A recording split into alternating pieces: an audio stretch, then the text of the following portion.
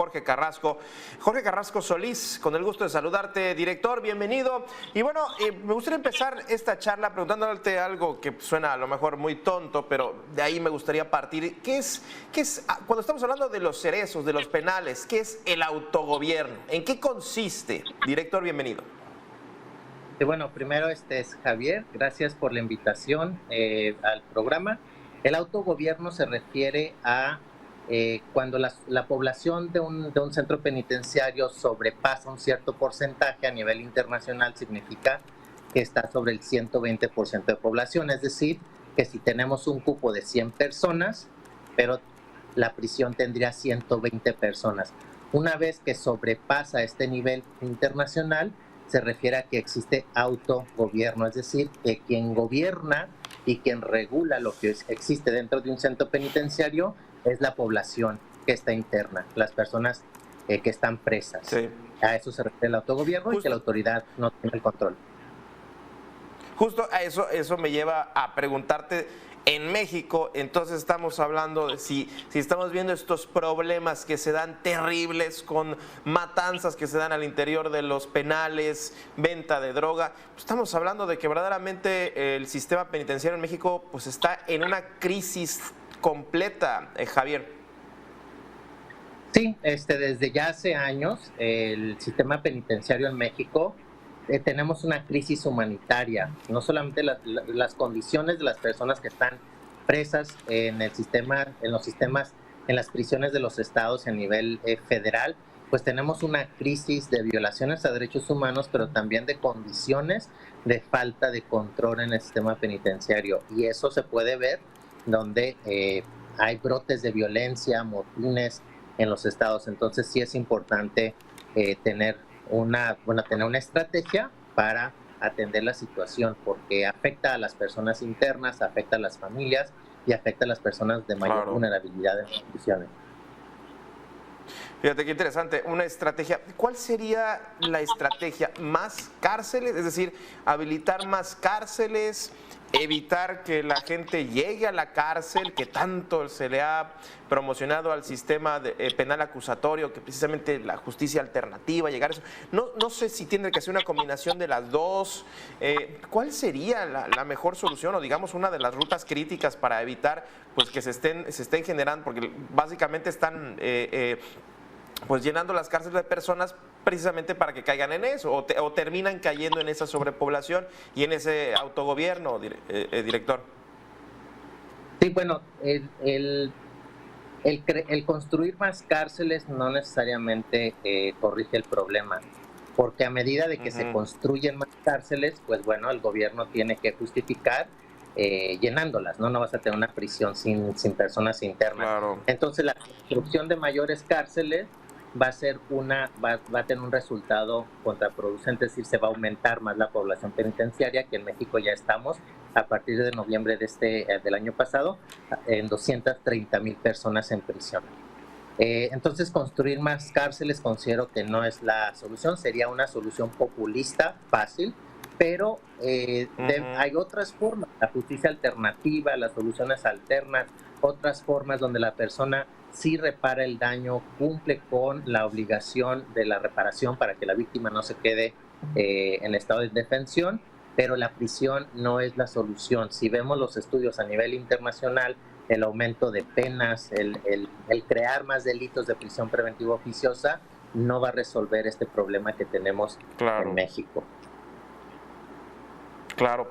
Ahora, director, Javier, cuando se habla de lo que hemos estado viendo, estos motines, a mí verdaderamente me impresiona mucho ver de pronto motines en donde hay, bueno, yo creo que hasta con uno ya es más que suficiente, pero de pronto hablar de 8, 15, 20 muertos, así como si nada, pues los derechos humanos quedan como completamente de lado al interior de estas cárceles, ¿no, director?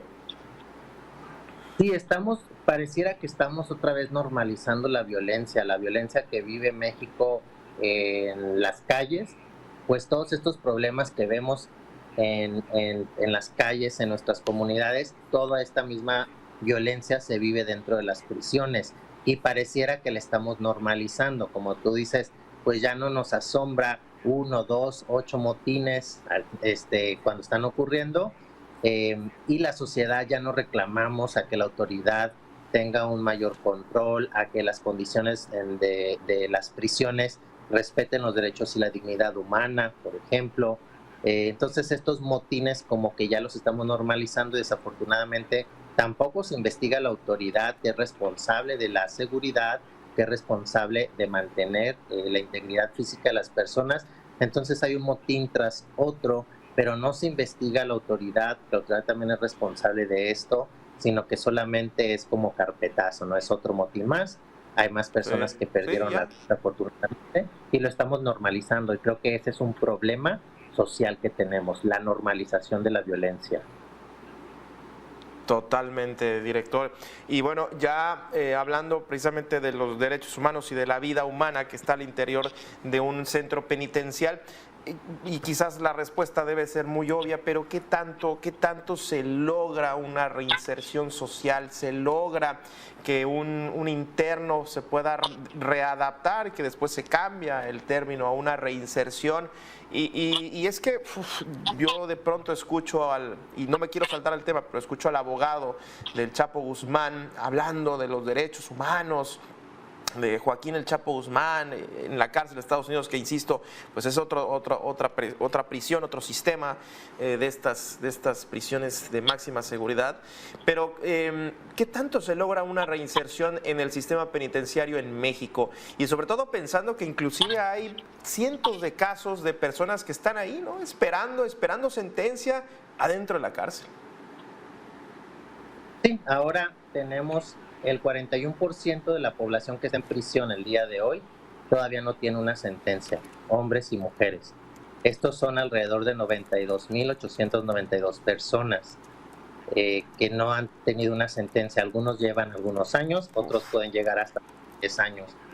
Entonces, para atender tu pregunta de la reinserción, las oportunidades que tienen las personas, pues vamos a analizar qué programas tienen las prisiones primero, qué oportunidades tienen las personas una vez que obtienen su libertad, pero pareciera que los problemas sociales los queremos resolver con estos años de prisión que se le impone a las personas. Pero, por ejemplo, no podemos solamente dejar que el sistema penitenciario resuelva todas estas situaciones que llevan a una persona a cometer un hecho delictivo. Entonces tendríamos que ver con una política pública integral de seguridad, de oportunidades, por ejemplo, pues la economía como está.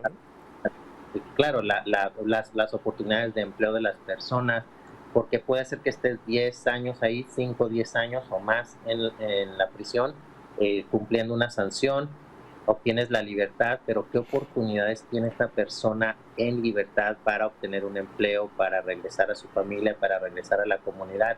Y nos falta mucho de este enfoque restaurativo para integrar a la persona otra vez a una vida social. Pensamos que la prisión primero no es un hospital donde vamos a resocializar o readaptar a personas. Eso no es la finalidad de la prisión, sino que tenemos que otorgar esas oportunidades una vez que la persona obtiene la libertad para poderse integrar. Pero si no podemos atender estos factores de desigualdad y factores sociales, económicos, culturales, que nos llevan a la crisis de violencia que tenemos, pues difícilmente un sistema penitenciario va a resolver el problema, que es más de fondo. Muy, muy interesante esto que planteas, sobre todo, pues sí, la pregunta sería, ¿no? ¿Cuál es la finalidad de que una persona pierde su libertad y se va a la cárcel por un tiempo definido, ya sea poco tiempo o mucho tiempo? Yo ayer escuchaba a nuestro compañero Nacho Tapia de una sentencia de más de 700 años de prisión, y pues de esas cosas anecdóticas que pasan, pero bueno, pues ahí está la cadena perpetua. Luego veo algunas sentencias de 50, y pues, ¿cómo salen, no? ¿Cómo terminan saliendo esas personas? Vaya término, y no puedo dejar de mencionarlo, que las cárceles se les denominan como las universidades del crimen. Salen más preparados, pues no tanto para la reinserción social, sino para seguir delinquiendo, director. Pues desafortunadamente, como te digo, es qué programas tienen el sistema penitenciario para las personas y una vez que obtienen su libertad, qué oportunidades tienen. Y lo que tú acabas de decir es correcto, ¿no? Estos años de Claro, 50, 30 años de prisión, pues si una persona tiene 30 años cuando le dan su sentencia de 50, quiere decir que a los 80 años va a obtener su libertad. ¿Qué incentivos tiene esa persona para dentro de la prisión llevar una vida digna, en condiciones donde se respetan los derechos de todas y todos, los derechos humanos? ya. Entonces tenemos que reconceptualizar este sistema penitenciario. Eso, me quedo con eso.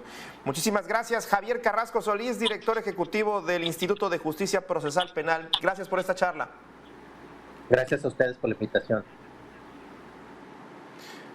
Gracias.